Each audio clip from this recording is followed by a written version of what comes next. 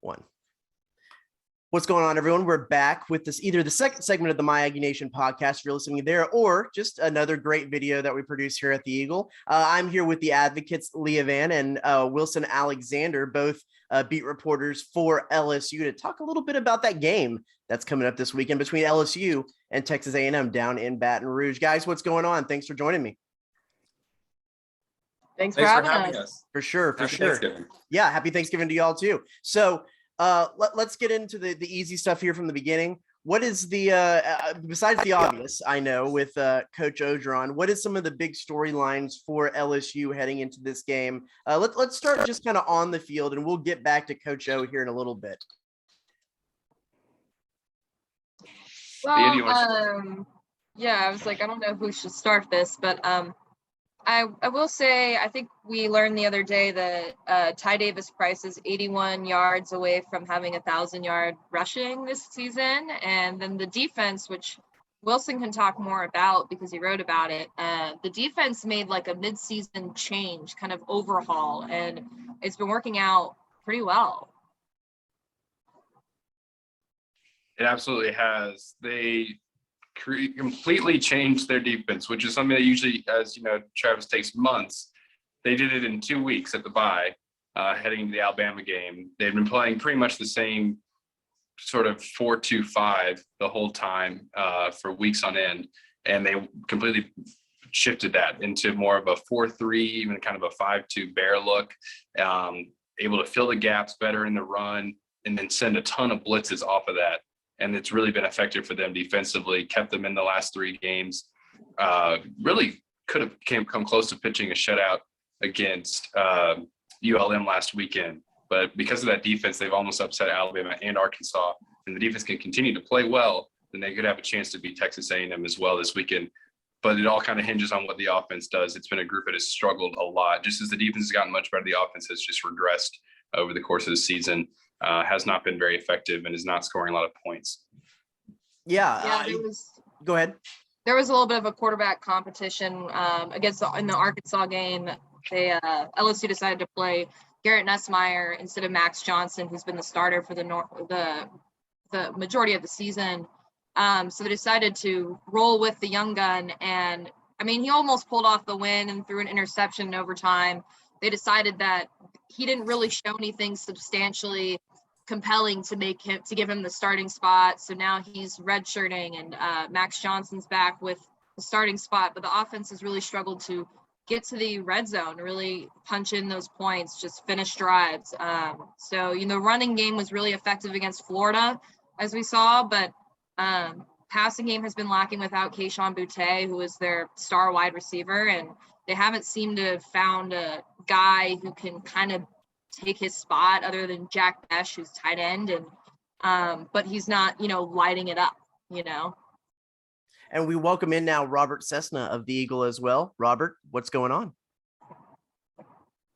Oh, maybe frozen. That's okay. We'll move on. See if he's able to figure out the technical difficulties. Wilson, I know we defense was something I wanted to talk about. You look at the stats, and it's actually a team that has been able to get penetration and get some pressure on the quarterback, at least statistically, in the last couple of games. How much of that was the defensive change that enabled them to get some of that pressure in on the quarterback, or was that something they've been able to be something they've been good at all season? It was interesting. At the start of the year, they were pretty good at getting pressure on the quarterback. For a time, I don't remember exactly how long, they led the country in sacks, but they were doing that out of an entirely 4-man front, just sending forward. They weren't blitzing really at all. LSU came out of the Ole Miss game near the end of October, heading into its bye week, with one of the lowest blitz rates in the country. It did not blitz at all because it was running such a sort of basic defense. Well, once they made those changes,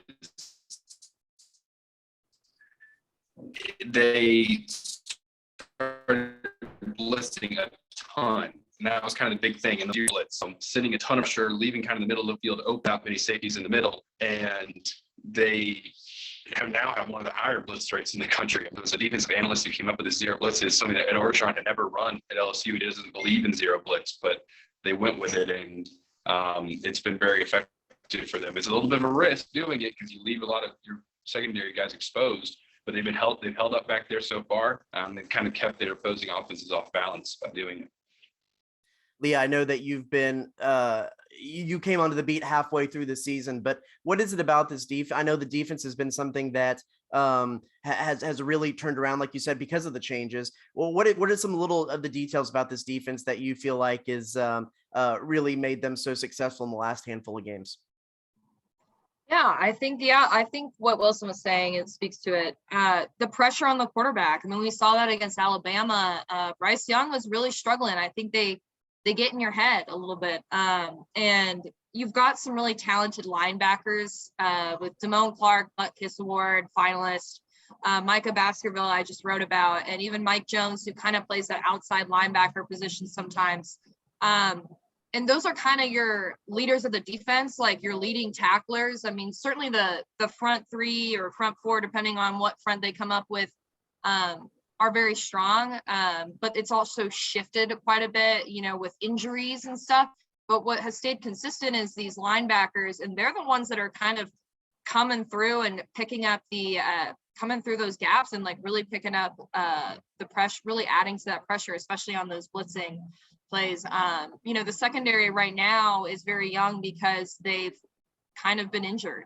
So many of them are out. And so I think they're just kind of relying on the strength at the front of the defense and, the linebackers who are their leading tacklers, their most aggressive guys. And it's really interesting to watch. I think Alabama had a net of like -6 rushing yards. So they're really eliminating the running game for most teams. And, but that also leaves them vulnerable to some big plays. And I think that we've seen a couple of breakthrough plays, even with ULM last week, a couple of breakthrough pass plays. Blitzing is, it's risky. This game, I think just by nature of being the last game of the season is why you're always going to get this, but there's always some kind of extra storyline. You had the will they or won't they fire Les Miles a handful of games ago at Kyle Field. You have then Joe Burrow, the big farewell 2 years ago, and the absolute thrashing of the Aggies in Baton Rouge. And now you have what could be definitely is going to be Coach Ed Orgeron's last regular season game, bowl game, depending on what they do this weekend. What's been that atmosphere around this final game for Coach O? Because it has seemed it's always an interesting thing when you have a coach who stays around after he's been fired to play, because in the middle of the season, you have, I assume, angry fans or fans who kind of want to see a change. And now it's kind of this love fest towards the end of the season, as it seems like when you look at the Twitter and the message boards and the conversation around a coach that at least at one time was pretty beloved by the fan base. What's that dynamic like? Yeah, I can start us off on this one. It's interesting. There are parts of the fan base who still really love him because they still see the coach who in many ways kind of represented them, a Cajun, a Louisiana guy who became the head coach at LSU and led them to a national championship and arguably the greatest season in college football history. I mean, that 2019 year was just unreal, and it gave people so much joy down in Louisiana. But then the last 2 years have been so bad, and there's been a lot of off the field issues that have cropped up as well. And now you have a lot of people who are really this year in particular became just kind of apathetic to this whole season, regardless of where it was going to go. Obviously, the team didn't look good, and then when it got fired, there's certainly some people who don't think he can get out of town soon enough. There's some people who will be sad to see him go. He leaves behind a very sort of mixed and complicated legacy, and how people are going to think about him moving forward is going to be, you're going to get a lot of different opinions about Ed Orgeron. But the kind of overwhelming thing I think that you find is that he always did it however he wanted to do it, and he was on Ed Orgeron to the end, and that is what will probably be left behind the most. Leah, when you look at what of course the players say, they're going to fight hard for the coach, and how much do you expect this to be a little bit of a stronger effort, a little bit of a more impassioned effort, because they do want to send their coach off on a high note? I think it's not just about that. I think a lot of the players have said to us, like, we're LSU, it's kind of embarrassing to not be winning as much. And I think they not only want to do it for Ed, but they also want to do it for the sake of the name. And with it being the last game with Ed, I think that adds an extra edge. And I think, it's not just Ed, it's like the coaching staff as a whole. You don't know. I think I'm trying to remember which player told us yesterday. He was like, well, they're all fighting. They probably don't have a job after this either. And they, position coaches are who they work with so intimately. And so, but yeah, all the players have such close relationships with Orgeron, with the assistant coaches. So it does feel like they're trying to extend this season if possible, because they want to maximize on that time together. These are the people that they've grown with. And any player, any athlete is close to their coach, and usually. So yeah. So heading into this game, what's the key matchups that y'all are looking at that you like between Texas A&M and LSU? What excites you the most? For me, it's the Texas A&M running game versus LSU's defensive front. We've talked about this a little bit already, how LSU with this defense the last couple of weeks, it's been really hard to run on this group now. They were struggling with gap discipline for a while, especially in the middle of the season, and giving up rushing yards just in bunches. And Texas A&M seems like, run heavy offense with those two really good backs with Spiller and I'm going to mess up his pronunciation of his name, Arcane, I think. Thank you. Chain. Thank you, Travis. My apologies to him and his family. We've all done it. Yeah, but anyway, against Alabama, 6 net rushing yards. It was tied. It was the lowest ever for a Nick Saban coached Alabama team, and tied for the lowest in Alabama history. And then Arkansas had almost no success running the ball either, other than their quarterback KJ Jefferson kind of breaking contain and scrambling. And ULM, which is a pretty run heavy offense, averaged about 3 yards a carry. And so for me, it's, can Texas A&M run the ball on LSU defensive front? If not, can Zach, Calzada actually, and create a downfield passing game, and can this become an high-scoring game? It doesn't seem like it's going to, maybe the first one to 20 wins. Leah, what are you looking for? I think the same thing is there. I mean, I'm interested to see how many points A&M is able to score on this LSU defense. It's certainly their strength, but I'm also wondering if there's something in Jake Peetz's back pocket on offense, which the offense has been kind of lacking. And, I know that defense, A&M's pass defense is up there. It's like one of the best in the SEC. So I'm interested to see if they get creative. Maybe Max Johnson's like, you know what, I've got nothing to lose. Let's let it rip. Let's throw some 60-yard bombs. Let's see. So I'm kind of interested to see if we finally see an offense that with renewed creativity. I'm interested to see if Ty Davis Price does get to 1,000 yards. I think that'd be awesome for him. In the midst of a season with a lot of negatives. And Wilson wrote a really good story about him and kind of what he plays for and his daughter. And so, I'm interested to see if LSU can score points. I know that sounds really pessimistic, but I'm hoping to see some creativity on offense. I think A&M fans were kind of wondering the same thing too. Last week at Prairie View was the outlier with that kind of late season, tune-up game, but the offense hasn't necessarily put points on the board in the weeks before that. So it could be a rock fight a little bit between these two. Let's end it on this. Prediction, if you have a score prediction or just who you think is going to win. If you're not a prediction person, let's go with this. Will we see a bare-chested Ed Orgeron? What do y'all think? 100%. I think we will. I hope so. I mean, obviously it's going to be really interesting to see, just kind of watch him throughout this last home game. I mean, Ed has been cracking jokes about buying hamburgers with his buyout and laughing, trying to make us laugh at different points. And, just sort of, he's been very loose ever since he got fired and taking risks in games. And and just kind of, he wants to win. It's not like he's sort of fought back against the notion that they've had nothing to lose. It's like he went back to the, that old Herm Edwards thing. You play to win the game. He even brought that up and mimicked it. And yet he's been so loose with it that I have to imagine he is just going to be absolutely fired up, probably fueled by energy drinks. And he's already taken his shirt off after the ULM game in preparation for the Texas A&M game. And so I hope he does something. I don't know if he, gets carried off the field even if they lose, or I don't know what he's going to do. I would expect him to do something fairly memorable. As for prediction on my end, I don't know the exact score in my head yet for what I'm going to say, but I do believe Texas A&M wins. I think it's a more complete, stronger team. LSU is probably going to play inspired. I mean, these are a lot of guys, 19 seniors who are facing their last game, the prospect of their last game. They don't want to go out on especially when the last 2 years have gone, they don't want to end on a loss and have the first losing season in LSU since 1999 if they lose this game. And but A&M seems like a better team and a little bit stronger on the areas where it really counts on the offensive line and the defense as well.